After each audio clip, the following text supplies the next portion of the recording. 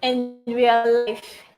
Hello, good evening. Welcome to another episode of the Kaizen Live series. And in today's episode, it's been a long while coming here. I understand. But don't worry, we're fixed up. We are going to give you back to back. I mean, back to back. Okay, my name is Princess. I work for Kaizen, and of course, we'll be giving you topics here and there coming soon. For today, we're going to be having the phenomenal Big G. His name is Goswe, but he loves calling himself Big G, and actually, he's big. So we're going to be talking on a phenomenal topic: crypto, crypto trading 101. Crypto. Hmm. Many people's heart has been broken recently because of crypto. But here we are. We're talking about it. Due to circumstances beyond our control, we'll not be having Investor Nnkay. But as usual, we got you covered. And that is why we had to look for somebody, another phenomenal person that can do this work well for us. And we have BG here with us today. So, without further ado, without wasting much of our time, we've already spent 4 minutes. And so that we'll have more time, I'll just be bringing Goswe on. Hello, Goswe. Can you hear me?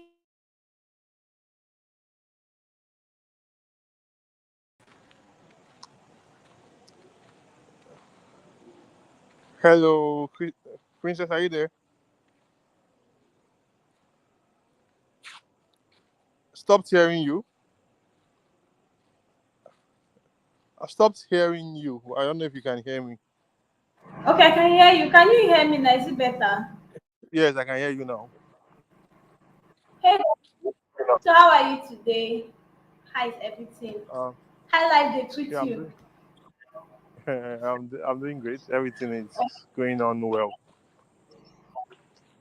Okay, thank you so much for showing up last minute for us. We're actually grateful. We don't take it for granted. Yeah, no problem, no problem. Okay. It's as long as it's Kaizen, then I know I would always make out time to show up. I Oh, think Kaizen has been doing a lot in the space, and Kaizen has been helping lots of people. I know I've also benefited from the teachings of Joseph Don. So if oh, if I'm summoned, I would always make out time to show up. Okay, shout out to so our founder. yeah. So good evening, everyone. Good evening, Princess. Thank you for having me here this evening. So today we have a very interesting topic. We having crypto trading 101. So I want to introduce you to crypto trading. So I believe everyone here on, must have heard what crypto is, and at least you have the minutest knowledge of what it entails. So I'm just going to run through it. This is more like an overview of what crypto trading entails. So before we dive into crypto trading, we'll talk a little about what cryptocurrencies are. Then we'll talk about the blockchain, what the blockchain means. Then um, then we'll talk about different crypto trading, different currencies, and different trading pairs, and different exchanges, the different types of exchanges. So basically, that's what we try to do with the limited time that we have. So let's get on with it. So what are cryptocurrencies? Cryptocurrency is a digital or virtual form of currency that utilizes cryptographic techniques to secure transactions and control the creation of new units. Simply put, cryptocurrencies, they are a form of currency that's different from our normal fiat currency. Like these are normal naira, dollar. Those are fiat, but these are digital currency. So the what makes it different from every other digital currency is that it uses cryptographic techniques. Cryptographic techniques is a technique that involve some form of computation and data, different machine learning and all that involved in it. So that's what cryptocurrencies are. They are it's decentralized. Now one of the characteristics of the whole cryptocurrency is that it's decentralized, it's secured, and it's scalable. Those are some of the characteristics of cryptocurrency. And another one is they are built on a blockchain. So cryptocurrencies they leverage blockchain technology. We'll talk about the blockchain technology very soon. But now just know this about cryptocurrency. So they are digital currencies that utilizes crypto techniques, and with these cryptographic techniques to carry out secure transactions and in the creation of new units. That's what. And they leverage blockchain technology. Now, what are the key characteristics of cryptocurrency? One is the decentralization. I mentioned it. So, unlike the traditional currencies like the naira, we have a central authority that governs it. That's maybe the CBN, different banks, Central Bank of Spain. Different countries have their central authorities. But in cryptocurrency, there is decentralization. There's no central authority that governs it. Then another characteristic is cryptography. So cryptocurrency relies on cryptographic techniques to secure transactions and control the creation of new units. I've said this before. So encryption algorithms ensure the privacy. So cryptography means uses encryption algorithms. So they use all the encryption algorithms to secure the transactions, the creation of new tokens, and prevent the production of creation of counterfeits and manipulate all that. So that's another characteristics. It utilizes cryptography. Then another characteristics is limited supply. Most cryptocurrencies have limited supply. So the max supply could be capped at 10 billion, max supply could be capped at 21 billion and all that. So they have limited supply. Now, what are some of the popular cryptocurrencies available? We have the Bitcoin that was created in 2009 by Satoshi Nakamoto. We have Ethereum. We have BNB, the Binance coin. We have Litecoin, lots of them. We have Arbitron, many of them. So there are lots of cryptocurrencies in the market currently. Now we move on to the blockchain. If you want to understand cryptocurrency, you must definitely understand what the blockchain technology is. So the blockchain technology is a technology that when we talk about blockchain, simply if you want to understand it in the simplest form, just know that the blockchain is a chain of blocks.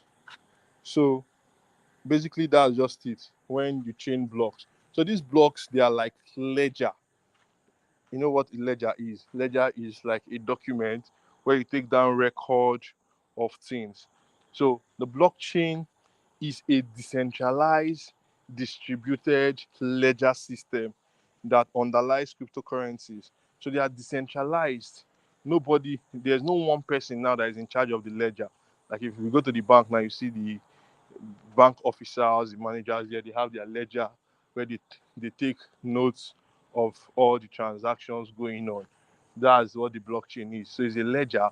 So any transaction that is going on, it's being documented there. But the beauty of the blockchain is no one person controls the blockchain. So it's decentralized. So everybody has, and it's transparent. So everybody can access that ledger. As long as you go to that blockchain, you have access to the ledger. You can, especially if it's a public blockchain, because we have two types of blockchain. We have the private and the public. So if it's a public blockchain, once you go to the ledge, to the blockchain, you have access to all the transactions that have taken place on that blockchain. So as one block is filled up, as any transaction is going, they are imputing the details in a block. Once that block is filled up, it's linked to the other blocks. So the way it works, and it cannot be manipulated, because if you make any change on this transaction, the slightest change you make, it affects the whole blockchain, because all the blocks are interlinked. So one change you're making from this one affects every other block in that chain. So it cannot be manipulated, because the slightest thing you do, it sends signal to everybody, and they'll know that there has been an alteration in one of the transactions. There's trying to be a manipulation. So that's why cryptocurrencies, they are very transparent and very decentralized. Okay, I've talked about it. And the beauty, one of the some of the advantages of blockchain to the cryptocurrency economy is that it helps in security. The blockchain is very secure. So since it employs cryptography, it secures all your transactions, and it protects the integrity of your data. It's more secure than the normal traditional banking and all that. So the transactions, they are encrypted with cryptographic algorithm. So it's difficult, it's almost impossible to be manipulated. Another importance is that it's transparent, as I earlier said. So the different types of blockchain, mention them. We have public blockchains like the Binance, like the Bitcoin blockchain, Ethereum. All those are public. Solana, all those are public blockchains.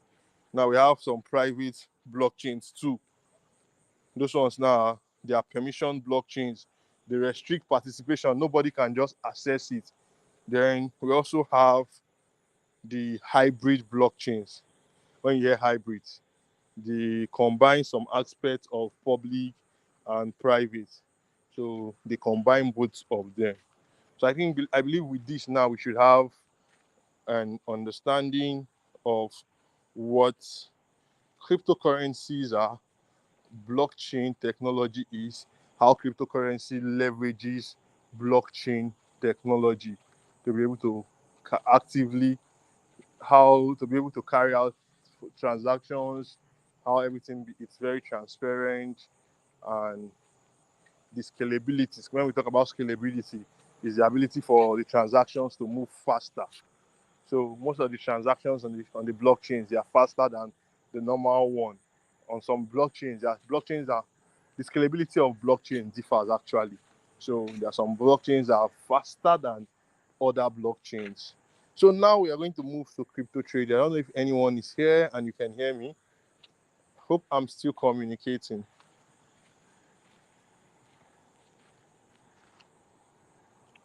Princess, can you still hear me? Yes, I can hear you. Yes, I can hear you very well, loud and clear. Okay. Okay, cool, cool, cool. Yeah. So the next thing we're going to talk now, we'll move to crypto trading, the basics of crypto trading. So now the different crypto exchanges. Let's talk about cryptocurrency exchanges. So cryptocurrency exchanges, they are platforms that facilitate the buying, selling, and trading of cryptocurrencies. They are platforms that facilitate the buying, trading, and selling of cryptocurrencies. So they act as intermediaries. They're just like your market. So someone who has a good comes there to sell. You want to buy, you go there buy. If you want to sell back, you sell. So they act as intermediary, connecting buyers and sellers, and they provide marketplace for trading various cryptocurrencies. So that's what cryptocurrency exchanges they do. Now, under cryptocurrency exchanges, we have basically two types of exchanges. We have the centralized exchanges and the decentralized exchanges.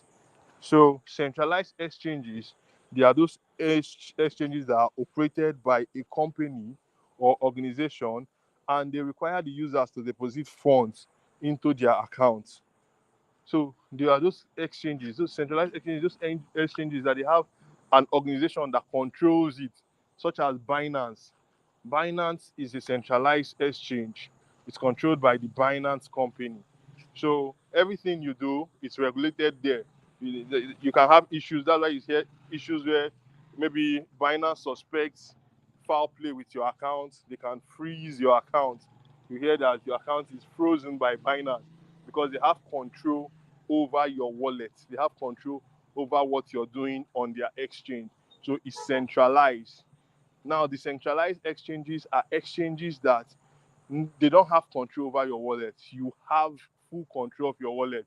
They cannot freeze your account. They don't have control over what is in your wallet. You have full control over your wallet.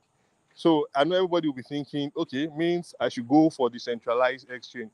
But there are differences between centralized and decentralized. Now they have their advantages and their disadvantages.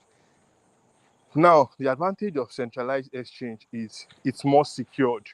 Now, since Binance or that or any organization, maybe it's KuCoin, Coinbase, any of them, since they have control over your wallet, they are also responsible for the security of your wallet. So it's almost impossible for your wallet to be hacked or you to lose your money, maybe by clicking on any phishing link or something. But in decentralized exchanges and decentralized wallets, like the MetaMask wallet is a decentralized wallet. The Trust wallet is also a decentralized wallet. So those kind of wallets, you have your seed phrase, that's your private keys. Nobody have your private keys.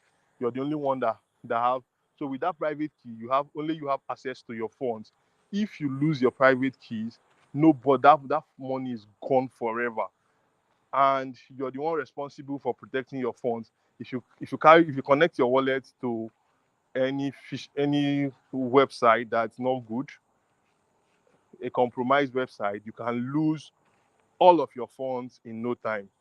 Last month, I think, yeah, that was last month or 2 months ago, I lost over I lost about $2,800 from my MetaMask wallet. How did it happen? I think I connected my wallet to a compromised website. I claimed an airdrop worth $2,800. Before I sent it out from my wallet, the, someone already had access to my wallet because I had connected it to the compromised website. So the wallet was compromised. I knew it was compromised, but that was the wallet that qualified for the airdrop. So now what I wanted to do was to claim it and move it out immediately.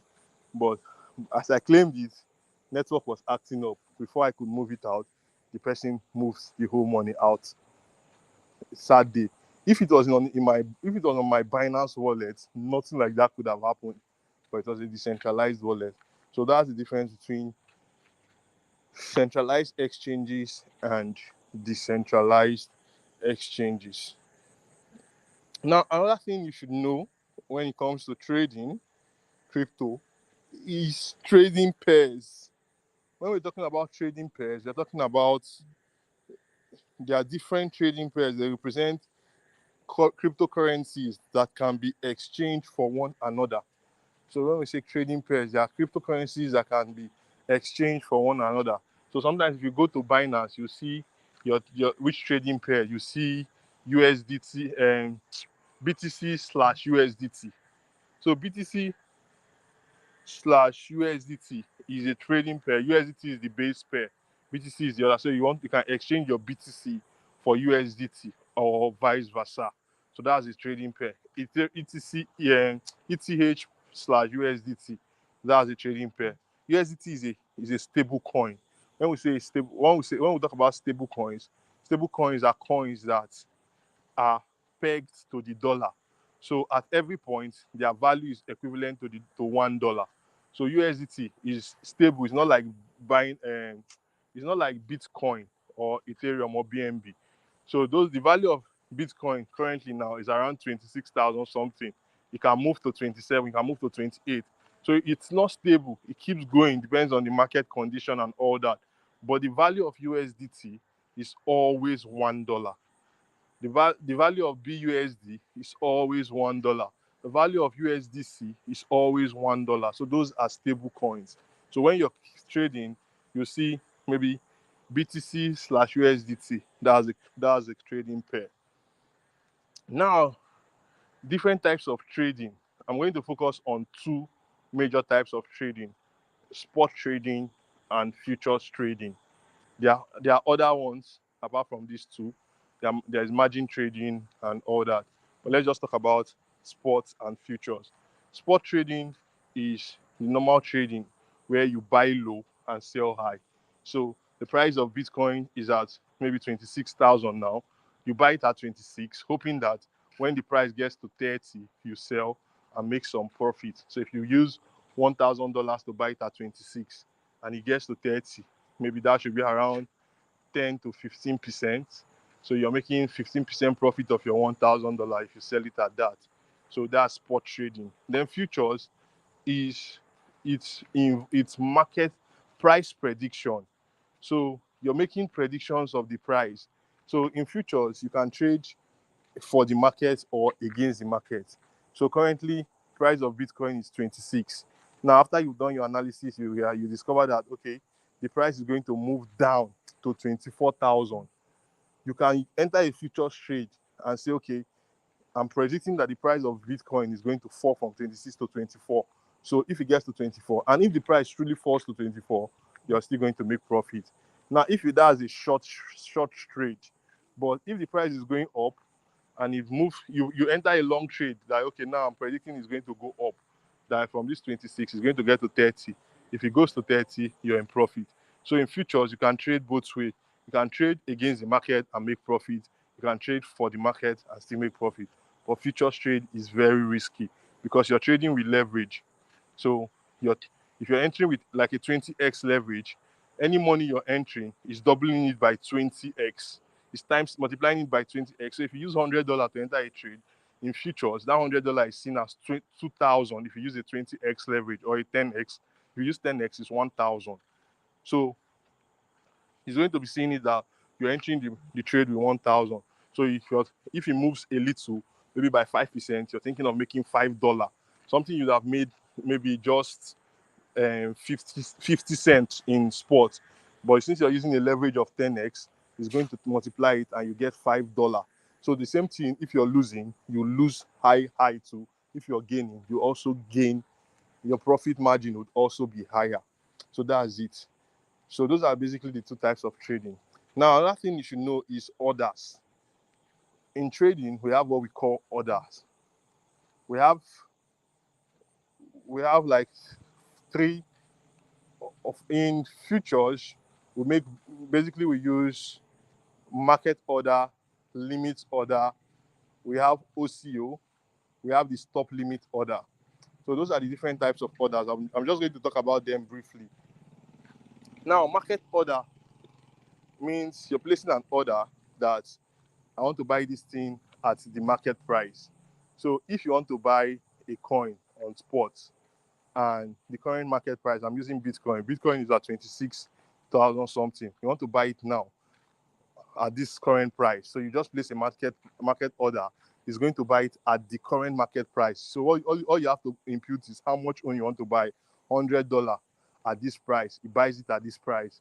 But if you don't want to buy it at this price, now you believe that the price of Bitcoin is 26 now, but it's going to still go down to 25. And I want to buy it when it's at 25. Maybe you're buying it at spot. So you set a limit order. You change to limit and say, okay, now I'm buying this. This price is at 26, but if the price falls to 25, buy $100 Bitcoin for me. So you place it. That order will not be filled immediately. To just be there as an order. So if the price falls to 25,000, the Binance automatically buys it for you. So instead of you waiting and monitoring the price, waiting for it to get to 25,000, you just use a limit order and set it at 25,000 and it will buy for you. That's what limit order does. Then for stop limit is mainly used when you're selling in sport. So when you're selling, you bought it at 26, you bought your Bitcoin at 26 and you want to sell it at 30. So after buying it, you go to stop limit, place the order. So you place the order. If you use limits, you're just going to set the limit that, okay, once you get to 30, sell for me. It will sell for you. It will sell for you at 30. But with stop limit, you can set two take profit prices, like two prices that is going to sell for you. So the price you want to sell at is $30. But there are sometimes the market will move from 26 and maybe it will even get to 29 and it will not reach that 30 and it will start dropping and it may even drop below your entry point and you will lose money. That's bad. So if you don't want something like that to happen to you, you can set two profit prices. You set your first price at $30. Then you set a trigger price at maybe 28 or 28,500.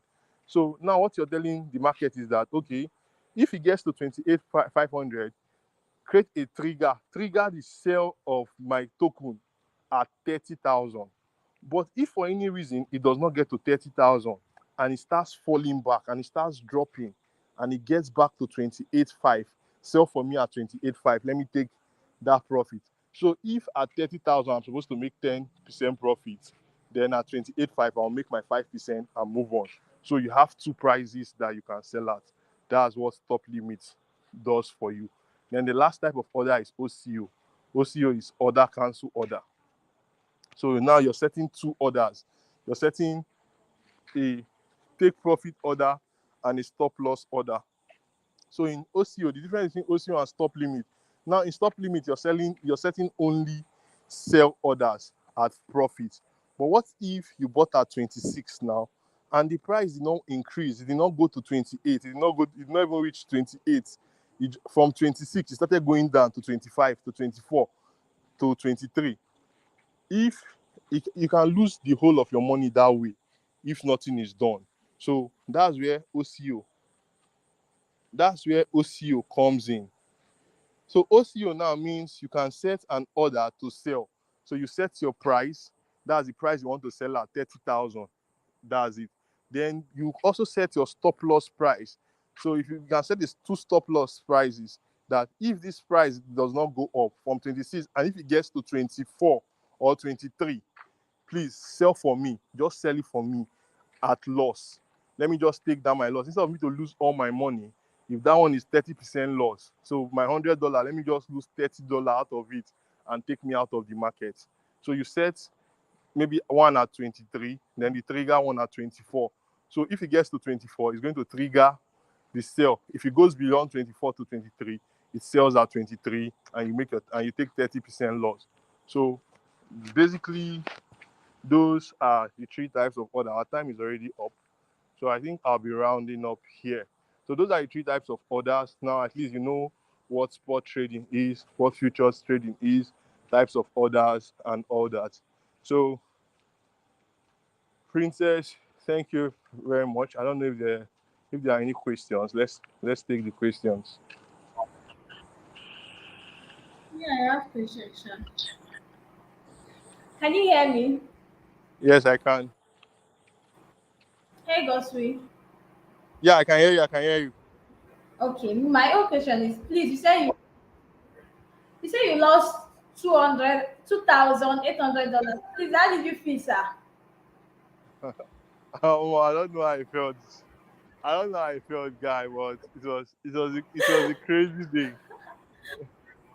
It was. I don't know how I didn't tell Because you. I I know told myself. I I'll told cry Jade for I told Jade about it. I don't even know how I didn't tell you. I'll cry for 1 week. Hey, God. But Ah, it's all good. I learned a lot. Everybody's a lot. So we're just going to be ending this live section.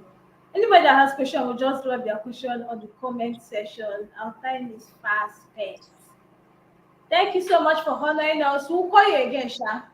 In the very short thing. We'll invite you again and you will come. Thank you, okay, Gosui. no, Thank you, everybody that joined live. Okay. Thank you, Goswin. Thank you. Thank you, everybody that joined live. Yeah, And bye. Thank you. okay, so we'll see you same time, same station next week. And have a nice evening.